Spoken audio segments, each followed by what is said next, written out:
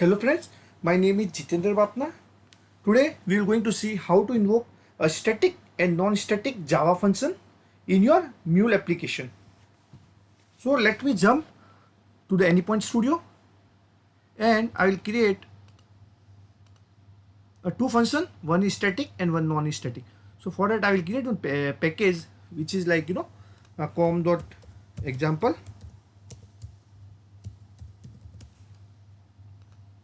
Under that I will create one class that is append data. Okay. Under this class, I will write two functions. One is static and one non-static. So I will say public static string append hello, and I will say string name. So it take one parameter and we will send this parameter as a URI param. Okay. Oh sorry, it's as a query param. So we can say return hello. It's a simple Java function name. That's it. Now I will write one non-static function. I will copy this and I will just replicate it. I will remove this static keyword. I don't want it. Instead of hello, I will say append names, or name I will keep simple, and the first name, app name, and string last name. So I will say L name. That's it. Now I can append this to app name and the L name. App name plus, I will give some space between them, plus L name. Okay. So I have two functions. One is static and one is non-static. The static function take one parameter and append hello and return back to the Mule application. And whereas non-static function take two parameter, app name, that is first name, and the last name. It append both the first name and last name and return back to the Mule application flow. Okay. Now we will pass this name, first name and the last name using query parameter. So let me jump to the Mule flow.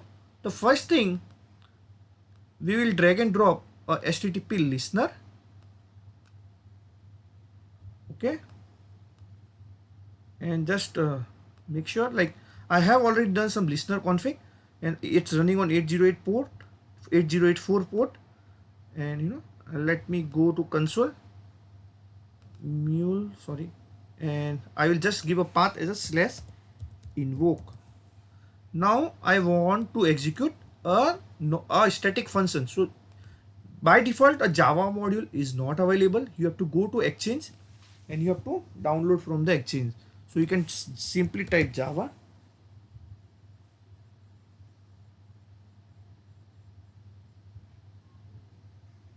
okay. So it's searching. So let's wait. Generally it doesn't take this much of the time. Let me stop the searching, just cancel it. Let me try it again.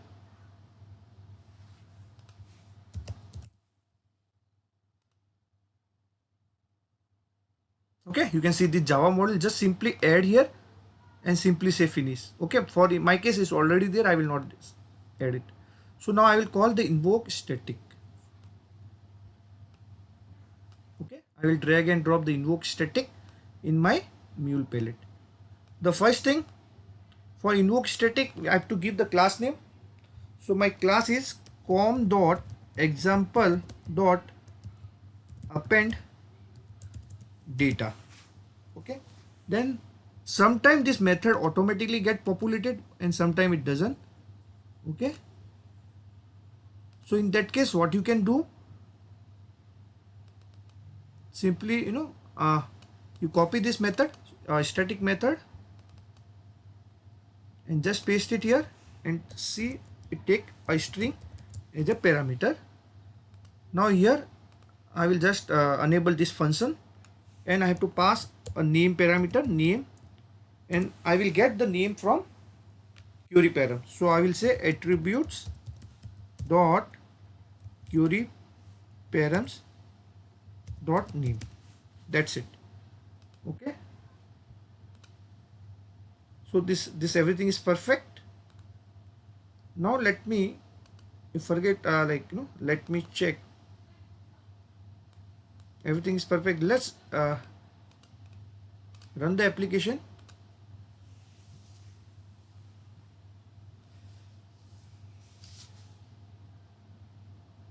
Once you run the application, I will open the Postman.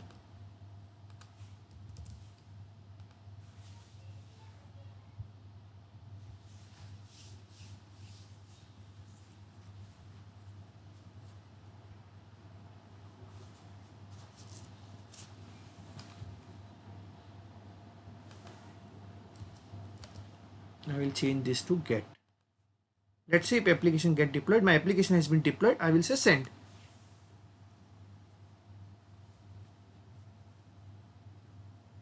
So you can see hello Jitendra, right? So the Java function is executed successfully. Let me change it to Jackie or something like that. Send. So you can say hello Jackie. Okay. So this is where you can invoke a static function in your Mule application. Let me show how we can invoke a non-static function.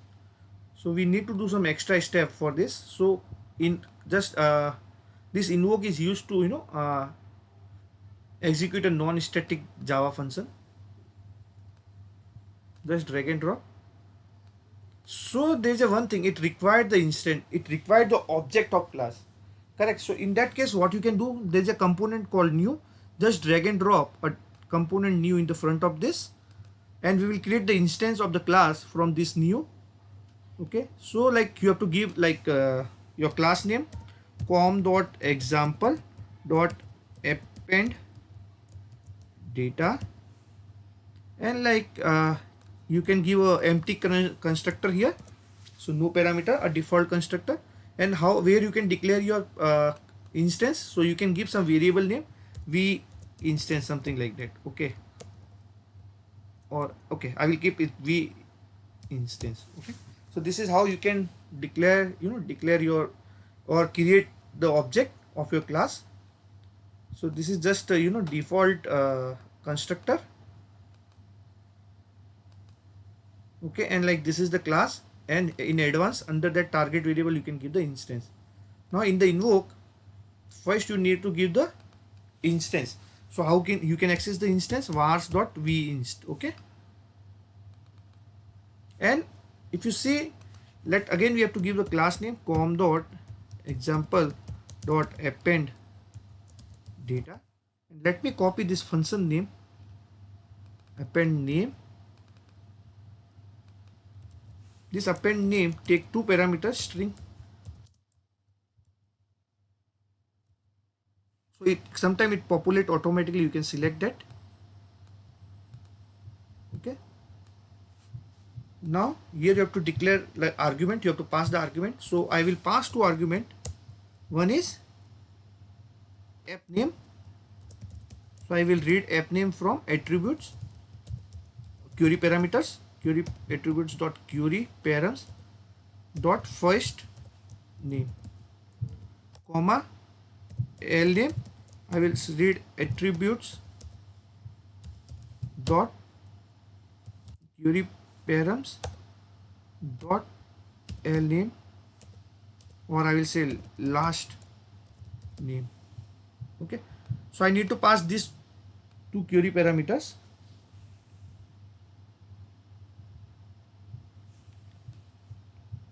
And this is how you can invoke a non-static Java function.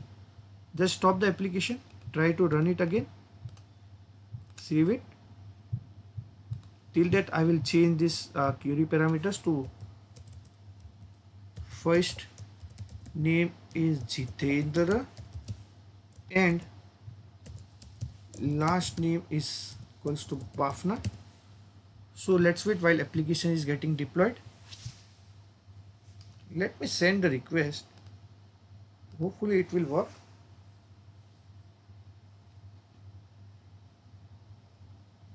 Okay, so something is wrong with our parameter declaration. So what is wrong? Query parameters. Oh, it's a first name. I put the float name. Okay.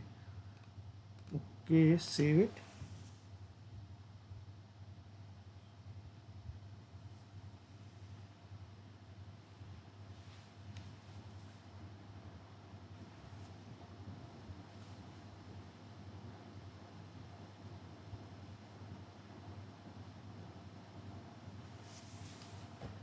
Okay, try again.